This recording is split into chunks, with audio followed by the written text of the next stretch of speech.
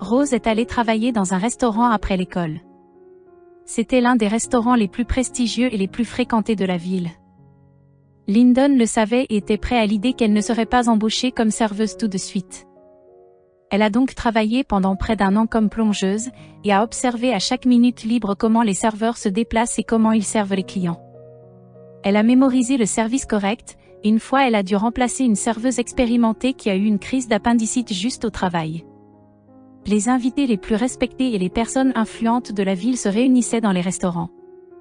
Le retard en surface était inacceptable, et Rose a pris une chance, elle a approché le propriétaire du restaurant et lui a dit « Je peux remplacer cette serveuse ».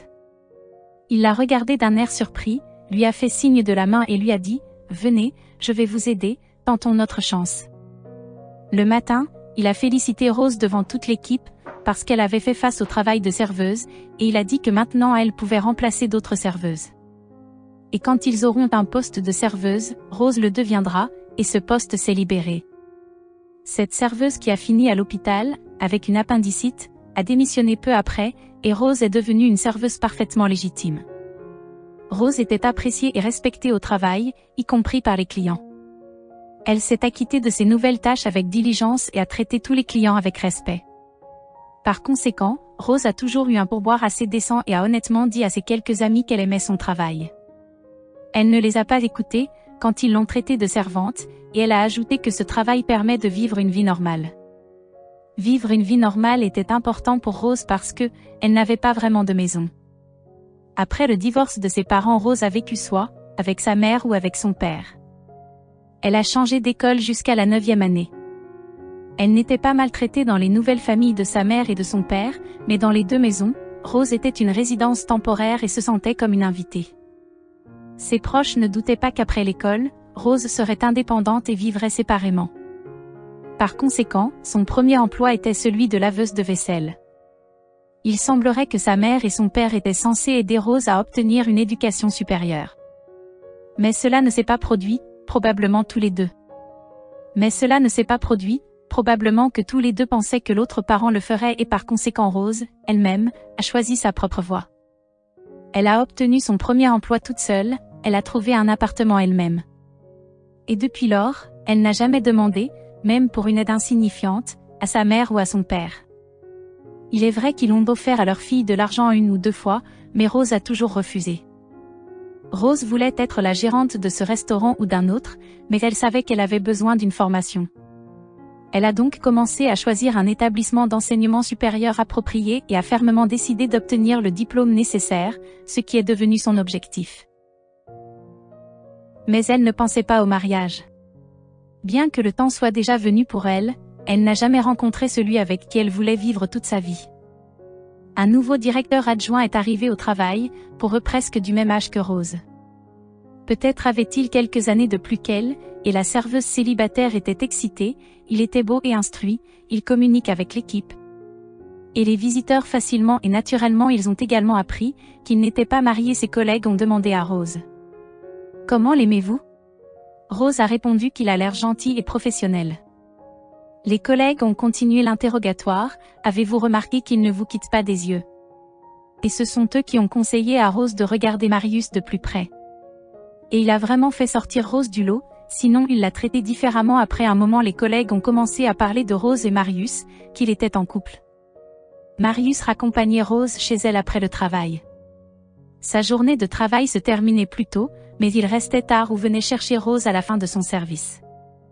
Ils se rencontraient ouvertement et n'avaient pas l'intention de cacher leur relation, puis tout a changé. Rose a appris à comprendre rapidement les gens en communiquant avec les clients. Ils étaient différents en apparence et en âge, mais la différence résidait dans la façon dont ils traitaient le personnel, mais dans ce restaurant. Il n'est presque jamais arrivé que les clients humilient les serveurs, le portier ou n'importe quel employé, mais il y a toujours des exceptions. L'exception étant la femme du propriétaire du restaurant. Elle venait au restaurant comme à son domicile, elle était grossière et sarcastique à chaque fois que la femme choisissait une table différente. Ce n'était pas facile pour le serveur qui servait cette table, elle n'aime jamais le service. Cette fois, le sort en a voulu à Rose. Cette dame s'est assise à la table que Rose servait, le reste des serveurs a poussé un soupir de soulagement, pensant qu'il avait de la chance cette fois. Rose alla prendre la commande en sachant que ce ne serait pas facile pour elle. Mais elle ne broncha pas, elle avait une idée de cette dame, mais elle se considérait comme une personne solide. Rose accepta la commande extrêmement poliment, avec le sourire figé, ignorant les expressions faciales de la dame, qui de toute son apparence exprimait le mépris pour les serveurs. La dame qui commanda la soupe s'adossa à sa chaise, et sembla prendre du recul par rapport à tout. Rose a attendu un peu pour voir s'il y aurait une suite et est allée chercher la soupe. Et quand elle est revenue avec un plateau, la dame avait changé d'avis maintenant, elle voulait du bouillon avec des croûtons. Elle a crié sur Rose parce qu'elle avait prétendument attendu longtemps pour la soupe. Elle a également dit à Rose de quitter les restaurants de son mari, donc son restaurant aussi, elle ne fait qu'apporter la honte à ce restaurant. Rose n'a pas répondu, elle a écrit une nouvelle fois sa commande et est partie. La cuisinière a regardé Rose avec sympathie et lui a distribué le bouillon et les toasts. Rose regarde dans le hall, il n'y a pas de dame à la table, elle attend 5, 10 et 20 minutes, le bouillon a refroidi. Rose l'a renvoyée à la cuisine en demandant un remplacement pendant qu'elle allait elle-même chercher cette dame, mais elle n'est pas montée dans le bureau de son mari, le barman l'a dit à Rose. Elle n'était pas non plus dans les toilettes pour dame et soudain Rose a décidé de regarder dans l'arrière-salle. La porte était à moitié ouverte, et des bruits caractéristiques ont été entendus, de la Rose est entrée et a vu cette image. Cette dame et Marius étaient tellement entichés l'un de l'autre qu'ils n'ont même pas remarqué Rose et elle a pris son téléphone. Et a enregistré une courte vidéo de ce qui se passait ici comme si elle était guidée par quelqu'un, puis elle est partie tranquillement. Alors que Rose marchait, elle a essayé de ne pas pleurer, il y a une heure Marius lui a dit qu'il était temps pour eux de décider et de penser au mariage. Et Rose s'est souvenue qu'elle avait déjà remarqué comment cette dame a ouvertement flirté avec Marius lors de ses visites précédentes dans ce restaurant.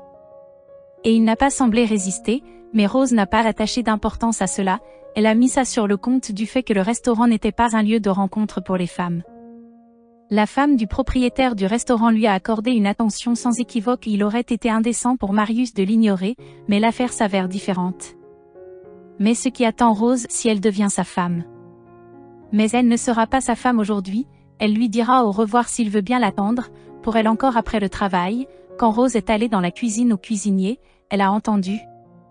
Cette dame qui est revenue de l'arrière, la chambre est probablement faim, après ce qui s'est passé là en criant, où est cette serveuse tranquille, où est ma commande? Le prêteur lui a apporté le bouillon, et quand elle a voulu poser l'assiette, la dame a demandé à haute voix. Avez-vous assez dormi? Reposez, vous avez un travail enviable, et vous prenez un pourboire et vous avez le temps de dormir, pendant le travail et soudainement Rose a versé un bol de bouillon sur la tête de la dame ne s'attendant pas, cela d'elle-même cette scène ne sera pas, oubliée pendant longtemps personne ne le fera. Oubliez les yeux exorbités de la dame, au mascara étalé puis ses cris. Entrecoupé de menaces de blasphème, que maintenant sera avec cette serveuse, et Rose vient de partir. Elle quitte le restaurant et tout le monde se rend compte que Rose ne travaille plus là. Marius arrive en courant à l'écran, et il ne sait pas qui il doit aller voir, Rose ou la dame. Rose n'est pas intéressée par ce qu'il décide, elle avait déjà quitté le restaurant en claquant la porte. Rose est rentrée chez elle, elle s'est tenue sous des jets d'eau chaude et a semblé laver la journée passée.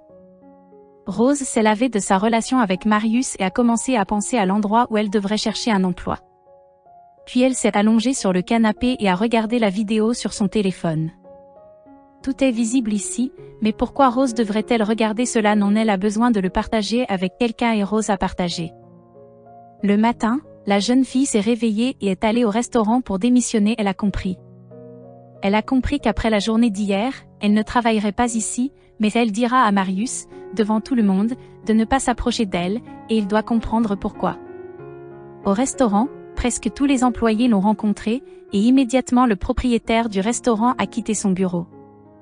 Il a pris de l'avance sur Rose en disant qu'elle est une excellente employée, et qu'elle peut s'attendre à une promotion bientôt. Il remercie Rose pour l'intéressante vidéo qu'elle lui a envoyée hier. Il la remercie d'avoir résolu certaines choses avec son aide, mais ne dit pas quoi exactement, mais c'est facultatif. Ce qu'il ne réalise pas, c'est que Rose a aidé à découvrir l'infidélité de sa femme envers son mari. Il soupçonnait depuis longtemps sa femme de vouloir n'importe quel homme qui faisait attention à elle. Il n'avait pas de preuves et voulait divorcer depuis longtemps. Elle ne voulait pas d'enfant, tout ce qu'elle voulait de lui, c'était de l'argent, Elle l'a humilié en public plusieurs fois, c'est pourquoi il a longtemps pensé au divorce. Même s'il savait qu'elle résisterait, et maintenant la question est pratiquement résolue, son avocat s'occupe de son divorce depuis ce matin. Rose ne s'attendait pas à une telle issue, mais elle en était plutôt heureuse, et non pas parce que Marius avait été licencié et que le propriétaire du restaurant lui avait offert son poste. Rose, c'était beaucoup plus important, pour donner une leçon à sa femme impudente et grossière. Rose était sûre qu'il était inacceptable de se comporter de la sorte et même un bol de soupe sur sa tête n'était rien comparé à la fréquence à laquelle elle humiliait les gens. Rose avait déjà cessé de se gronder elle-même pour ce tour de bouillon, elle était convaincue qu'une réponse adéquate est souvent la bonne chose à faire en fait. Rose n'a pas le temps de penser à cette femme impudente, elle a un poste à responsabilité, elle se prépare pour l'université et elle a toute la vie devant elle.